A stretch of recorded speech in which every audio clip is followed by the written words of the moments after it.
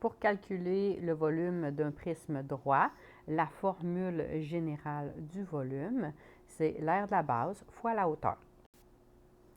Pour vous aider à calculer les aires de la base, vous pouvez utiliser la feuille de formule qui est fournie à l'examen et qui se trouve dans votre cartable. Passons à quelques exemples. Nous avons en A un prisme droit à base rectangulaire dont les côtés mesurent 6 cm, 3 cm et 4 cm. Pour calculer le volume, on utilise la formule volume égale aire de la base fois la hauteur. La première étape, c'est de calculer l'aire de la base. Donc, l'aire de la base, il faut repérer la base dans le prisme droit. Donc, la base, souvent, est en dessous ou au-dessus. Il y a deux bases, donc en dessous ou au-dessus. Pour les rectangles, sont plus difficiles à identifier parce qu'on peut utiliser, dans le fond, le dessous pour les deux. Lorsqu'on va arriver avec d'autres prismes avec des bases autres que rectangulaires, donc les bases, ce sont toujours les formes qui ne sont pas des rectangles. Alors, la première étape, l'aire de la base. Ici, nous avons un rectangle, alors nous devons donc calculer l'aire d'un rectangle. La formule de l'aire du rectangle, c'est longueur fois largeur ou base fois hauteur, selon la formule que vous utilisez. Donc ici, on va utiliser longueur fois largeur. Je remplace dans ma formule les deux mesures de mon rectangle, donc le 3 et le 6, et j'effectue le calcul. Une fois l'aire de la base calculée, on peut maintenant passer au calcul du volume en effectuant aire de la base fois la hauteur.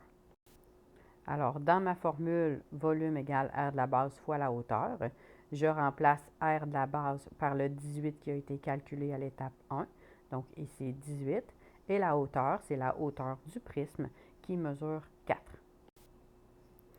Le volume est de 72 cm3. Faites attention aux exposants des unités de mesure. Donc, si c'est un exposant 2, c'est parce qu'on a calculé une aire. Si c'est un exposant 3, c'est parce qu'on a calculé un volume. Passons aux exemples suivants.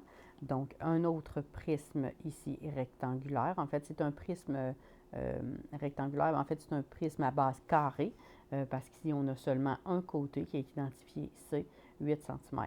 Donc, on a un prisme à base carrée et une hauteur de 17. Première étape, calculer l'aire de la base. Donc, l'aire de la base est calculée, c'est un carré, donc c'est au carré. Le côté mesure 8, l'aire 64 cm². Calculons maintenant le volume. Donc, en utilisant l'aire de la base qui est 64 cm² et la hauteur du prisme qui est 17, on fait 64 fois 17 qui donne 1088 cm3. Pour calculer le volume du prisme à base triangulaire, on repère ici un angle droit. Donc, on a trois côtés, le 6, le 8 et le 10. Comme on a un angle droit, c'est-à-dire que l'hypoténuse est ici, même si ça n'a pas l'air sur le dessin, si ça se trouve être le côté le plus long qui est le 10. Mais pour calculer l'aire d'un triangle, qui est base fois hauteur divisé par 2, on utilise les deux côtés de l'angle droit. Alors, le 10 ici est inutile, on utilise seulement le 6 et le 8 et la hauteur qui est 20 pour calculer le volume. Alors, première étape, calculer l'aire de la base triangulaire. Calculons maintenant le volume à l'aide de l'aire de la base 24 et de la hauteur du prisme 20. Donc, en faisant 24 fois 20, on obtient 480 cm3.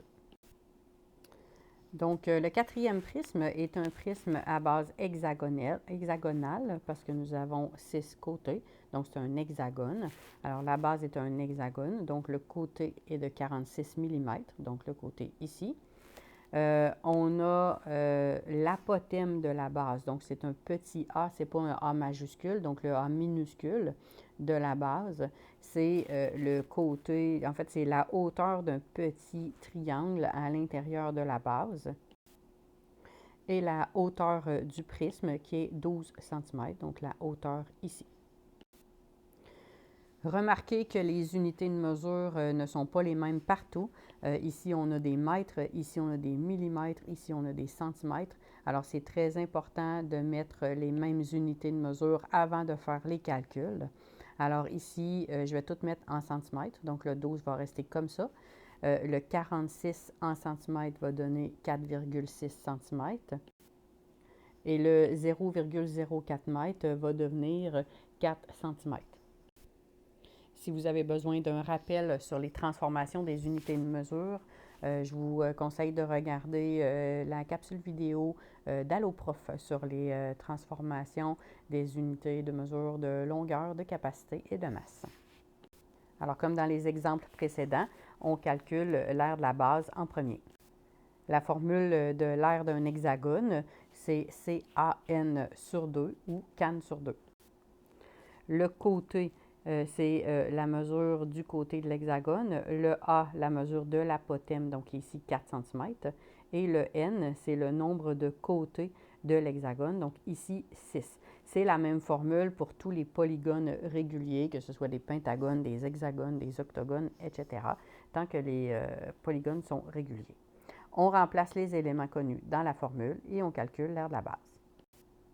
On obtient 55,2 cm². Calculons maintenant le volume à l'aide de la même formule que tout à l'heure, l'aire de la base fois la hauteur. Donc, en multipliant le 55,2 cm² avec la hauteur de 12 cm, on obtient 662,4 cm³ pour le volume. Maintenant, calculons le volume d'un cube. On peut simplifier la formule du volume du cube. Donc, on pourrait la calculer avec l'aire de la base fois la hauteur, mais il existe une formule simplifiée pour le volume du cube qui est C exposant 3. Alors, tout ce qu'on a à faire lorsqu'on a un cube, c'est qu'on prend le côté de 9 et on le remplace dans le C. On fait le calcul et on obtient la réponse. On obtient donc un volume de 729 décimètres cubes.